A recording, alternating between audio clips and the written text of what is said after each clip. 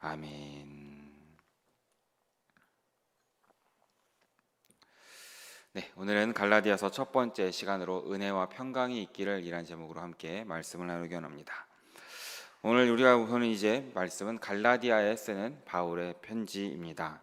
편지라고 하면 우리가 잘 알다시피 편지는 쓰는 사람과 받는 사람이 존재하는 그런 글입니다. 그리고 그 쓰는 사람과 받는 사람만 알 수 있는 그들만의 이야기가 존재하는 것이 편지라는 글의 내용입니다. 우리가 편지를 쓸 때 아니면은 문자를 보내거나 카톡을 보내거나 이메일을 보낼 때 이 편지가, 이 내용이 세상 사람들이 모두 읽을 것이다 라는 생각은 절대 하지 않습니다. 왜냐하면 그 사람에게만 필요한 내용이기 때문에 그곳에만 보내지는 것이죠.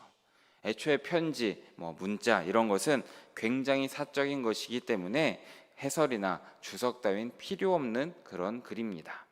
원래 바울의 편지들도 그런 글이었습니다. 바울의 서신들은 1차적으로는 사적인 측면을 띠고 있습니다. 딱히 해석이나 적용을 요구하지 않고 직관적이고 명료한 내용들, 그리고 그 이야기의 대상 역시 정확했던 것이죠. 편지들끼리 개연성이나 통일성을 치밀하게 계산하거나 그렇게 쓴 것이 아니라는 것입니다. 하지만 놀랍게도 바울이 여러 교회에 쓴 편지들은 매우 공적인 측면도 함께 존재한다라는 것입니다. 두 사람 사이에 오고 가는 이야기라기보다는 교회 공동체 전체를 향한 바울의 목소리가 담겨 있는 편지라는 것이죠. 또 바울이 쓴 편지들은 교회들의 회람되면서 공적인 자리에서도 읽히지 않았을까라고 추측도 하고 있는 것입니다. 그만큼 바울이 쓴 편지들은 교회 내에서도 많이 존중을 받았고 시간이 흐르면서 정경으로서 권위도 획득했다라는 것입니다. 이렇게 바울 서신들은 이 사적이면서도 공적인 글이라는 독특성을 함께 가지고 있다라는 것입니다. 교회를 위한 편지는 썼지만 신학을 체계적으로 전달하려고 이렇게 썼다는 것은 아닙니다. 그저 초대교회가 많은 위기 앞에 어떻게 해야 한다라는 이 처방으로 내린 것이 바울의 편지들이다라는 것입니다. 그리고 이것이야말로 하나님께서 지금 현재를 살고 있는 우리를 위한 하나님의 은혜가 아닐까 생각을 합니다. 바울이라는 탁월한 신학자이자 목회자가 각양각색의 문제를 가진 여러 교회들을 편지를 통해서 돌보고 권면하게 하심으로써 이 또한 이 서신들이 지금까지 남아 있음으로써 후대의 많은 교회들이 또한 많은 믿는 사람들이 이 바울의 서신들을 참고하면서 교회 위기들을 돌파할 수 있는 그런 힘을 우리에게 주셨다라는 것을 믿으시기 바랍니다. 이제 오늘부터 우리가 함께 살펴볼 갈라디아서 이 말씀은 아마 이제 53년에서 56년쯤 쓰여졌다라고 전해지고 있습니다. 예루살렘 공의회가 끝나고 안디옥에서 갈라디아 교회를 생각하면서 편지를 썼다라는 것이죠. 그 교회도 많은 문제가 있었기 때문에 사도 바울은 갈라디아를 고민하면서 걱정하면서 사랑하는 마음으로 함께 편지를 썼다라는 것입니다. 그리고 아마 사도 바울의 많은 서신서 중에 가장 첫 번째로 쓴 편지라고도 전해지는 것이 갈라디아서입니다. 갈라디아에서 이제 가장 중요한 신학적 주제는 이신칭의입니다. 이것은 우리의 행위, 우리의 율법 어떤 것과 관계없이 하나님의 은혜와 믿음으로 우리가 의롭다함을 얻었다라는 이신칭의 내용이 나와 있다라는 것입니다. 더불어 갈라디아서는 성령을 쫓아 행하는 것이 성도의 그리스도인들의 삶의 원리라는 것도 함께 가르쳐주고 있음을 기억하시기 바랍니다. 우리 역시도 이제 이 말씀을 함께 읽어가시면서 갈라디아서 말씀을 사모하시고 말씀을 마음에 새기시는 우리 모두 되시기를 진심으로 축복합니다. 오늘 본문으로 함께 들어가 보도록 하겠습니다. 본문 1절 말씀을 다시 함께 읽어보기 원합니다. 1절 말씀입니다. 사람들에게서 난 것도 아니요 사람으로 말미암은 것도 아니요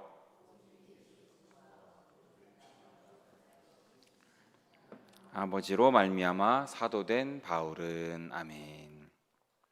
여기서 바울은 사도의 특별한 권위를 함께 드러내고 있습니다. 고린도후서 말씀 때도 말씀드렸다시피 이 바울은 12사도와는 조금 다르게 사도가 된 사람이었습니다. 예수님께서 생전에 뽑은 사람도 아니었고 예수님과 생애를 함께 지낸 사람도 아닌 것이 사도 바울이었습니다. 그렇기 때문에 바울을 음해하던 사람들은 바울이 정말 사도가 아니다, 그냥 자기가 사도라고 지칭하며 살았던 사람이다라고 많이 주장을 했던 것입니다. 하지만 바울이 받은 이 사도직이라는 것은 부활하신 예수님과의 만남이 낳은 결과이고, 하나님께서 증인이 되라라고 임무를 부여하신 결과를 통해 사도가 되었음을 기억하시기 바랍니다. 그래서 바울은 1절에서 자신의 사도 직분에 대해서 두 번의 아니요 그리고 한 번의 오직이라는 말로 크게 강조를 하고 있다는 것입니다. 이 근원이 사람들에게도 있지 않고 어떤 사람의 중재를 통해 된 것도 아니다라는 것을 말하고 있는 것입니다. 바울 자신의 의지도 아니었고 마띠아처럼 다른 사도들을 통해서 뽑힌 것도 아니다라는 것을 강조해서 말하고 있는 것입니다. 하지만 바울은 비록 예수님께서 세상에 계실 때 직접 만나고 가르침을 받진 못했지만 부활하신 예수님을 직접 만났고 예수님께서 직접 사도로 세우셨기에 사도가 맞다, 오직 이 모든 것은 예수님으로 하나님으로 말미암아 된 것이다 라는 것을 강하게 말하고 있는 것입니다. 그리고 이 말씀이 11절 이후부터 자세히 기술되어 있는 것도 우리는 함께 보게 됩니다. 이만큼 사도성을 강조하고 있는 이유는 바울이 전한 복음과 이 편지의 진실성을 입증하기 위해서 사도의 직분을 드러내서 강조하고 있다는 것을 함께 기억하시길 바라겠습니다. 2절 말씀 보면 이제 사도 바울이 누구에게 편지를 쓰는지 나와 있습니다. 2절 말씀도 함께 읽어보겠습니다. 함께 있는 모든 형제와 더불어 갈라디아 여러 교회들에게. 아멘. 사도 바울은 갈라디아 지방에 있는 여러 교회에게 편지를 썼다라는 것을 말하고 있습니다. 갈라디아 지방은 이 당시 소아시아 지역이라고 생각하시면 될 것 같습니다. 비시디아 안디옥, 더베, 루스드라, 이고니온 이런 교회가 있는 지역이 갈라디아 지방이다라는 것입니다. 지금 바울과 함께 있는 이 안디옥에 있는 동역자들은 모두 형제이고 하나님의 가족의 일원으로서 갈라디아 지방의 교회들을 염려하며 기도하는 마음으로 함께 편지를 쓰고 있다라는 것입니다. 그만큼 하나님의 복음에 맞서는 이 거짓 선생들의 가르침이 꽤 넓게 퍼져 있었고 많은 사람들의 걱정과 기도거리였다라는 것을 이 말씀 가운데 우리는 보게 되는 것입니다. 이어지는 3절의 말씀도 함께 읽어보겠습니다. 3절 말씀입니다. 우리 하나님 아버지와 주 예수 그리스도로부터. 아멘. 이 바울이 전하고 있는 이 인사는 전형적인 초기 기독교 축복의 형태를 함께 띠고 있는 것을 보게 됩니다. 우리가 지난 시간 고린도후서 13장 13절에서 보았던 축도의 모습과도 매우 닮아 있다라는 것을 함께 보게 됩니다. 여기서 중요한 것이 은혜와 평강이 아닐까 생각이 됩니다. 은혜라는 것은 하나님께서 그 아들 주 예수 그리스도의 죽음을 통하여서 그분의 백성들을 죄로부터 구원하는 관대한 이 엄청난 선물을 가리키는 것이 바로 은혜라는 것입니다. 예수님의 십자가 죽음을 통하여서 하나님께서 모든 그리스도인들의 아버지가 될 수 있으셨고, 또한 우리들 역시도 예수님의 죽음으로 말미암아 하나님의 자녀가 될 수 있는 은혜를 받았다라는 것입니다. 이 모든 것이 예수님의 이 희생으로 은혜로 우리에게 주어졌다라는 것을 믿으시기 바랍니다. 그리고 우리가 이 은혜를 정말로 제대로 깨닫게 되면 은혜의 열매인 평강이 우리의 삶 가운데 생기게 된다라는 것입니다. 평강이라는 것은 하나님과 사람 사이, 사람과 사람 사이에 생겨난 온전한 관계 혹은 온전한 상태라는 것을 가리키는 말입니다. 즉 예수님으로 인한 이 은혜를 통하여서 하나님과 바른 관계를 맺게 될 때 이 축복이 평강으로 우리의 삶 가운데 온다라는 것을 기억하시기 바랍니다. 이 은혜와 평강이 바로 하나님과 예수 그리스도로부터 시작됐고 그로부터 우리에게 오고 있다라는 것을 보게 되는 것입니다. 사랑하는 우리 성도님들도 예수님의 은혜를 다시금 깨달으시고 하나님으로부터 오는 평강이 넘치는 오늘 하루의 삶이 되시기를 진심으로 축복합니다. 이어지는 4절의 말씀도 함께 읽어보기 원합니다. 4절 말씀을 함께 읽습니다. 그리스도께서 하나님 곧 우리 아버지의 뜻을 따라 대속하기 위하여 자기 몸을 주셨으니. 아멘. 4절에는 아주 기본적인 기독론과 구원론의 진술이 기록되어 있는 것입니다. 사도 바울이 전하는 복음의 핵심적인 내용들이 함축되어서 기록되어 있습니다. 먼저 역사적 사건으로 예수님께서 우리 죄를 속하기 위해서 자기 몸을 주셨다라는 기술이 되어 있습니다. 예수님의 죽으심과 십자가는 우리의 죄를 위한 속죄적이고 희생적인 죽음이었음을 우리는 잘 알고 있습니다. 예수님께서 십자가에 죽으시고 자신의 몸을 드린 것은 예수님 자신의 죄 때문이 아니었다라는 것입니다. 바로 우리의 죄를 대신 지고 당하신 죽음이었기 때문에 죄에 대한 희생이었다라는 것을 기억하시기 바랍니다. 이것은 구약의 속죄 제물과도 같은 의미입니다. 예수님의 죽으심은 자발적이고 대속적이고 궁극적인 희생이었다라는 것입니다. 완전한 값을 치러주셨고 이 모든 것을 통하여서 우리의 죄가 사해졌던 것이고 이를 통하여서 우리 스스로가 어떤 죄값을 치르거나 형벌을 받을 그런 필요가 없어졌다라는 것을 우리는 기억해야 되는 것입니다. 그러기에 우리 모든 죄인이 오직 믿음으로 은혜로 구원을 받으며 그 구원이 더할 것 없이 완전하다라는 것을 말씀 가운데 믿으시는 우리 모두 되시길 진심으로 바랍니다. 이것이 믿음이고 이것이 은혜이고 바울이 강하게 말하는 이신칭의의 내용이다라는 것을 기억하시기 바라겠습니다. 그리고 예수님의 죽으심의 목적이 바로 무엇입니까? 우리를 이 악한 세대에서 건지신다라는 것을 말하고 있습니다. 그래서 건지다라는 말은 단순히 이곳에서 저곳으로 옮기는 장소적 의미가 아닙니다. 이것은 어떤 힘의 영역이 바뀐다라는 것을 말하는 것입니다. 즉 예수님을 믿어서 성도가 된 우리 모두를 이 세상에서 옮겨져서 다른 세상으로 가는 것이 아니라 이 세상 가운데 살고는 있지만 이 세상과는 다른 이제 다른 힘의 영역으로 옮겨졌다라는 것입니다. 이 세상의 힘에 이런 것을 받는 것이 아니라 바로 하나님의 통치를 받는 사람으로 바뀌어졌다라는 것을 우리는 기억해야 되는 것입니다.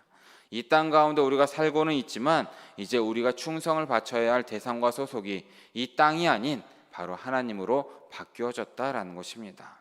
우리가 하나님께서 우리를 세상 밖으로 끌고 가시는 것이 아니라 이 세상 가운데 살게 하시지만 빛과 소금이 되도록 이 땅 가운데 남겨두신다라는 것을 기억하시기 바랍니다. 다시 한번 이 말씀을 정리를 해보면 예수님께서는 우리의 죄를 위하여서, 아니 나의 죄를 위하여서 십자가에 달리셨을 뿐만 아니라 죄와 악에 저항할 수 없는 무기력한 상태에서 종노릇하던 우리 모두를 건져내셨고 우리가 선한 일에 열심을 내는 하나님의 자녀가 될 수 있도록 바꿔주셨다라는 것을 말씀 가운데 우리는 보게 되는 것입니다. 예수님께서 우리 모두를 약한 세대에서 건지셨고 예수님께서 다스리시는 새 나라와 새 땅으로 옮기시는 이 모든 것이 구원의 사건임을 믿으시기 바랍니다. 이러한 예수님의 구원은, 그리고 이 모든 은혜는 하나님 아버지의 뜻과 전적으로 일치하는 것이고 처음부터 끝까지 다 하나님의 은혜로운 뜻을 따라 이루어졌다라는 것도 우리는 함께 바라봐야 되는 것입니다. 그러기에 이 은혜의 복음은 거짓 복음을 전하는 자들의 비판, 반대에도 불구하고 예수님 안에 있는 하나님의 구원을 바르게 드러내 보여주는 하나님을 영화롭게 하는 사건이다라는 것도 우리는 기억해야 되는 것입니다.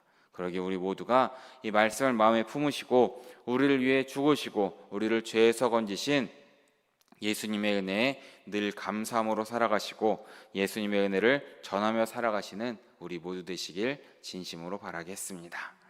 마지막 5절 말씀도 함께 읽어보기 원합니다. 5절 말씀입니다. 영광이 그에게 세세토록 있을지어다. 아멘. 예수님의 구원사역, 예수님의 구속사역에는 하나님의 영화로우신 성품이 함께 드러나기 때문에 우리 모두는 하나님께 또 예수님께 경배와 찬양을 드리는 것이 마땅하기 때문에 이렇게 찬양하고 있다라는 것입니다. 우리 역시도 이 말씀을 통하여서 늘 하나님께 영광을 돌리는 우리 모두 되시기를 진심으로 바라겠습니다. 오늘 말씀을 다시 한번 생각해 보면 오늘 말씀 전체적으로 보면 이 성경의 놀라운 역설의 모습을 우리에게 말해주고 있습니다.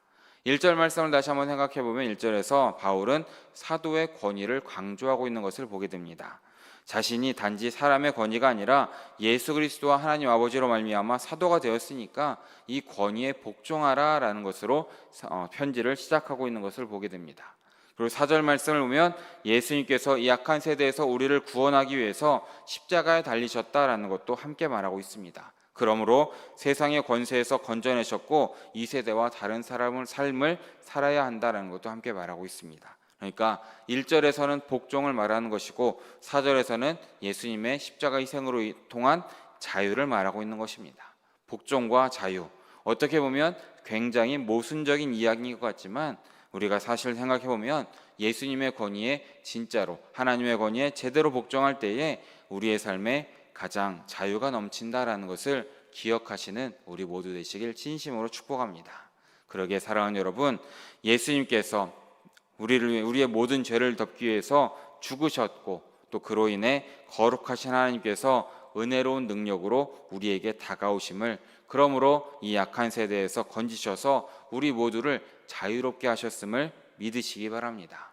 그래서 매 순간 이 말씀을 믿는 믿음으로 살아가시는 우리 성도님들 되시기를 진심으로 축복합니다.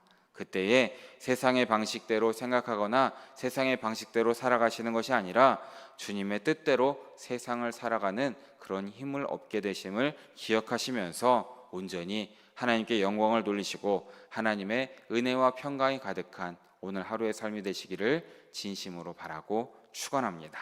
함께 기도하겠습니다. 사랑해 주님 너무나 감사합니다. 오늘 새벽에도 잊지 않고 나와서 주님께 예배하고 말씀을 들을 수 있도록 인도하여 주심에 너무나 감사드립니다. 오늘부터 우리가 함께 갈라디아서 말씀을 읽으면서 주님의 은혜와 평강을 깨닫는 우리의 삶이 될 수 있도록 인도하여 주시옵소서. 예수님께서 나를 위하여서 십자가에 달리셨고 우리를 위해서 구원하여 주신 그 은혜를 깨달을 수 있도록 인도하시고 그로 인한 하나님의 사랑과 평화를 깨닫는 우리 모두의 삶이 될 수 있도록 주님께서 붙들어 주시옵소서. 또한 이 모든 것을 통하여서 하나님께만 영광을 돌리는 우리 모두의 삶이 될 수 있도록 주님께서 붙들어 주시옵소서. 그럼 우리 모두가 말씀대로 믿음대로 살아갈 수 있도록 인도하여 주시고 주님께서 주신 이 은혜와 평강을 주위의 많은 사람들에게도 전할 수 있는 지혜와 용기를 우리 모두에게 더하여 주시옵소서. 모든 말씀 우리의 모든 것 되시고 언제나 함께 하시는 예수 그리스도의 이름으로 기도드립니다.